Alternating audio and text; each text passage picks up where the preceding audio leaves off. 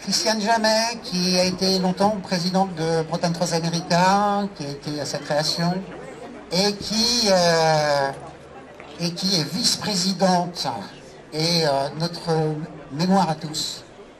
Et nous avons le maire, monsieur le maire de Roudouallec, qui est là. Très bien. Donc, je vais vous donner le déroulement de la cérémonie.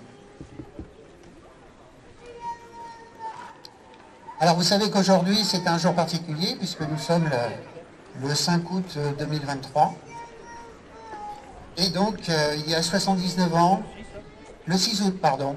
Ouais, je vois que Jean-Marc s'est dit, tiens, ils seront d'un jour. En fait, les Américains nous sont arrivés à Gourin le 5, effectivement, et le convoi a continué de traverser la ville de Gourin les 5 et 6 août.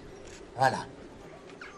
Ensuite, Jean-François Baudet, président de Bretagne Transamérica, ira un discours sur l'inauguration de la Statue de la Liberté. Puis suivra Madame Elizabeth Webster, donc le consul des États-Unis pour le Grand Ouest. Ensuite, nous avons une petite chorale franco- ou anglo-bretonne.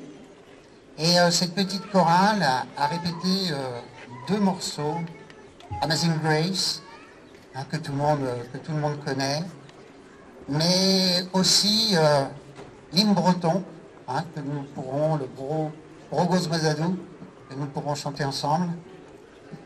Puis suivra l'hymne de nos invités principaux, c'est-à-dire l'hymne américain.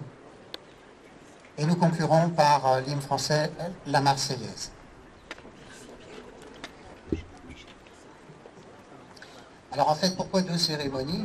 Parce qu'on s'est dit que libération rimait bien avec liberté, tout simplement. Donc nous fêtons aujourd'hui le 79e anniversaire de la libération de Gourin, bien sûr, mais aussi l'inauguration de cette fameuse statue qui se trouve derrière moi.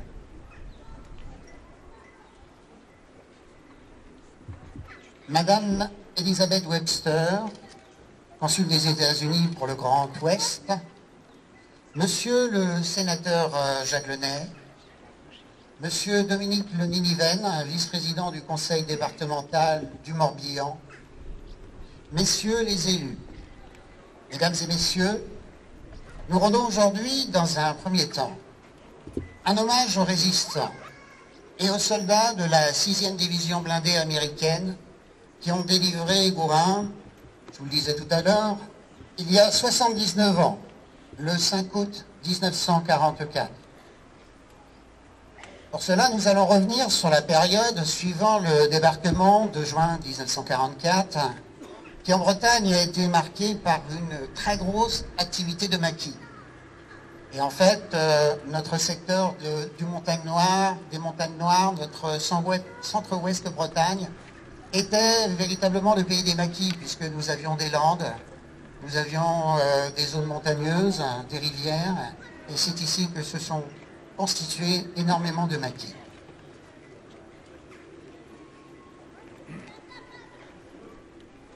La grosse activité des maquis avait pour but d'entraîner un retard des mouvements des troupes allemandes venant en renfort en Normandie, ou qui commençaient à se replier et à se regrouper sur la côte. 1er août 1944, la 3e armée américaine du général Patton est constituée. 2 août 1944, la 3e armée fonce sur la Bretagne.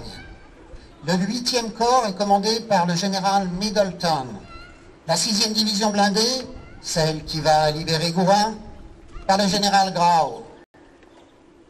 Jeudi 3 août 1944. Tout au long de la journée, des files de camions allemands chargés d'hommes en armes traversent la ville. Leur mouvement d'ouest en est donne à penser qu'ils rejoignent le front de Normandie où les Alliés avancent. Ils n'y arriveront pas car les blindés du général Patton ont déjà dépassé Rennes. Samedi 5 août 1944, les résistants partout présents attaquent les forces allemandes. Au pont de Convaux, ici à Gourin, et au crâne Pipidic, également à Gourin. Des embuscades bloquent sur leurs tirs quelques véhicules ennemis. On compte 1 millier d'hommes du maquis sur le pied de guerre entre Carhaix, Châteauneuf, Gourin, Le Faouette et Guémené-sur-Scorff. Dès 8 heures, le bruit assourdissant d'engins motorisés venant de la route de Pontivy inquiète la population qui craint le retour des Allemands. L'apparition des chars américains soulève un enthousiasme délirant. La foule accourt saluant l'arrivée des libérateurs. Les troupes de la 6e blindée de l'US Army qui a atteint Pontivy la veille. Les vivats retentissent, les soldats sont couverts de fleurs, les drapeaux sont brandis et les bouteilles distribuées. L'accueil est triomphal. La route de Pontivy deviendra plus tard la rue de la Libération. Les blindés américains repartent par Carhaix et Brest. Les soldats allemands se sont repliés sur les côtes bretonnes et notamment à Lorient.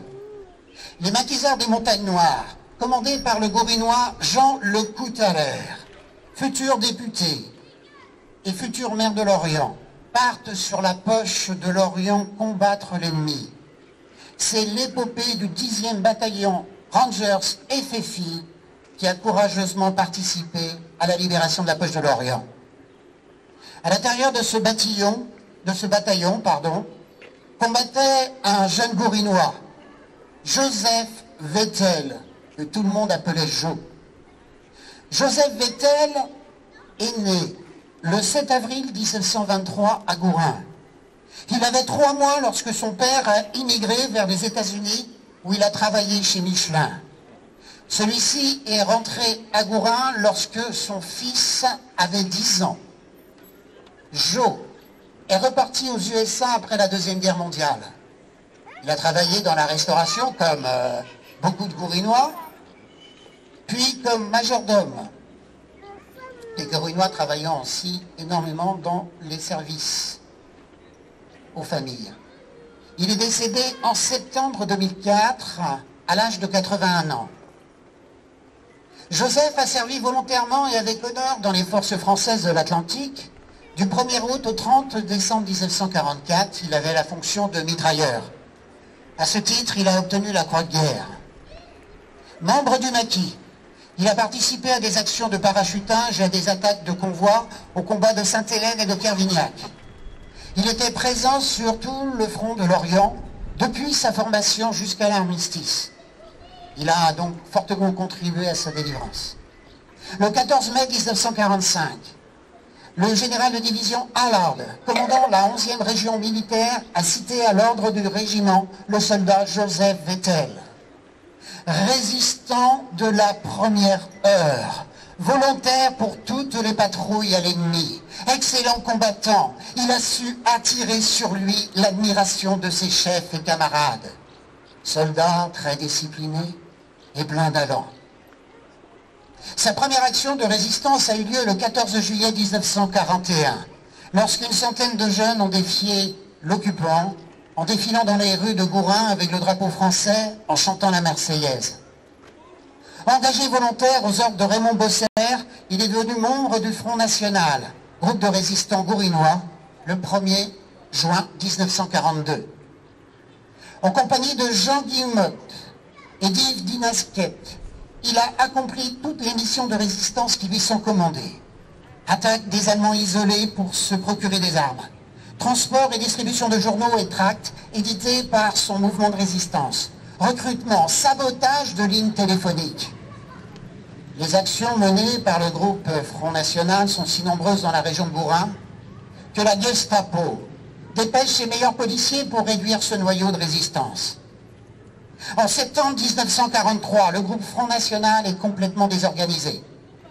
Joseph Vettel entre alors au réseau Turma Vengeance, le 15 septembre 1943, aux ordres de Jean Barriou, un autre Gourinois préparateur en pharmacie, ici à Gourin. Engagé dans le corps franc du réseau Vengeance, il accomplit de nombreuses missions de renseignement et d'aide aux aviateurs américains tombés sur notre sol. Il y en a une centaine qui ont été sauvés par le réseau Turma Vengeance. À compter du 2 juin 1944, il est affecté au 10e bataillon FFI du Morbihan, participant au parachutage, au ménage de ponts, au sabotage de lignes télégraphiques et téléphoniques, au combat de la libération et à l'encerclement des Allemands dans la poche de l'Orient. À partir du 10 août 1944, il contribue au maintien de l'ennemi dans la poche de l'Orient, sur le front de Sainte-Hélène et sur le front de Neustan. Engagé volontaire pour la durée de la guerre, le 27 novembre 1944, il continue à combattre dans sa formation jusqu'à la fin du conflit.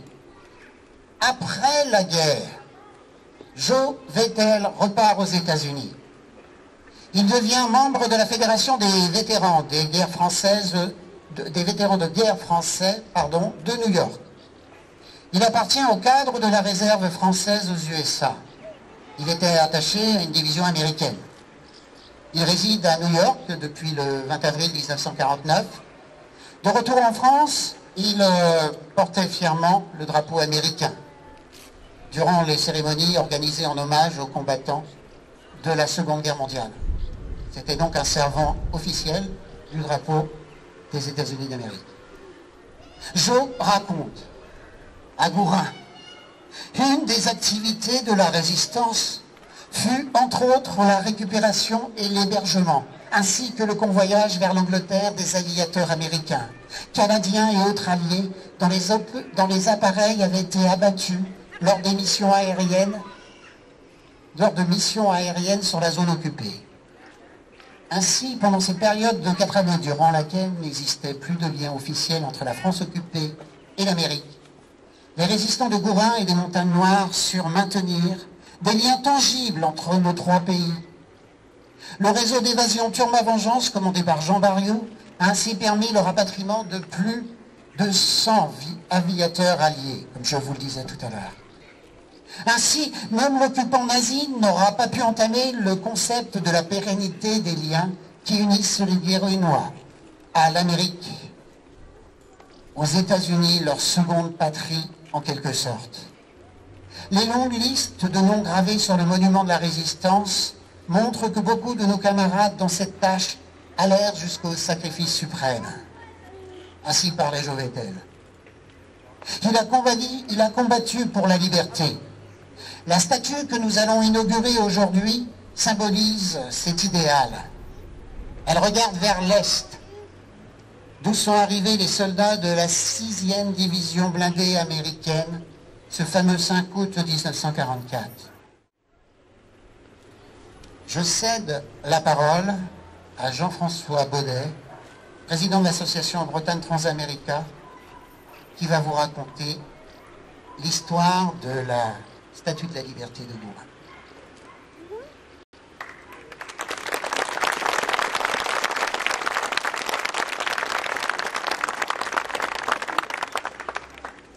Merci Pierre-Marie pour cette histoire. Madame le consul des États-Unis, monsieur le sénateur, mesdames, messieurs les élus, bienvenue à tous pour cette journée mémorable où nous inaugurons fièrement la magnifique statue de la liberté en bronze, fruit de notre effort collectif grâce au crowdfunding Kengo qui nous a réunis ici aujourd'hui. Le projet de cette statue de la liberté date de 1985, peu après la création de la radio locale, avec un petit groupe de jeunes gens qui ont organisé les fêtes de retrouvailles à la salle Jacques. Il y en a beaucoup qui vont se souvenir. Il y a maintenant 4 ans, David Le Soliac m'a abordé à la Gourinade avec les membres de BTA et le soutien de la mairie. Nous nous sommes lancés dans cette aventure avec une vision commune, ériger une statue emblématique qui symboliserait l'émigration des Bretons en Amérique du Nord, mais aussi leur liberté, leur espoir, leur unité, leur tolérance et leur courage. Aujourd'hui, grâce à votre générosité, à votre engagement et à votre détermination, nous célébrons le succès de cette campagne et réalisons notre rêve commun. Cette statue n'est pas seulement un monument en bronze, mais elle incarne également les valeurs profondes qui nous unissent en tant que Bretons à l'Amérique du Nord. La liberté est un concept universel qui transcende les frontières, les cultures et les croyances. Elle nous rappelle que nous avons tous le droit fondamental d'être libres, de vivre dans la dignité et de poursuivre notre bonheur. L'histoire de cette statue a débuté avec une idée audacieuse, mais c'est grâce à votre soutien inébranlable que nous avons réussi à la concrétiser. Chaque don, grand ou petit, a contribué à bâtir cette œuvre monumentale qui restera pour les générations futures un symbole de résilience, de courage et d'espoir. En tant que président de Bretagne Transamérica, à l'origine de cette campagne, je tiens à exprimer ma profonde gratitude à chacun d'entre vous. Vos contributions financières ont été essentielles, bien sûr, mais il ne faut pas sous-estimer la puissance de vos soutiens moraux, de votre soutien moral et de votre partage enthousiaste autour de notre cause commune. Vous avez été les ambassadeurs de ce projet, propageant l'idée de liberté et d'unité à travers le monde. Permettez-moi également de remercier chaleureusement toutes les personnes qui, en amont ou en aval de ce projet, ont collaboré pour donner vie à cette structure. Ces personnes ne sont pas là, ou ne sont plus là, forcément, aujourd'hui. Alors, il reste un problème à résoudre, comme vous le savez, ou comme vous l'avez vu, mais nous y arriverons à bout, soyez-en convaincus. La statue de la liberté en bronze que nous inaugurons aujourd'hui ne marque pas la fin de notre engagement. Au contraire, elle marque le début d'une nouvelle étape de notre mission commune pour promouvoir la liberté, les droits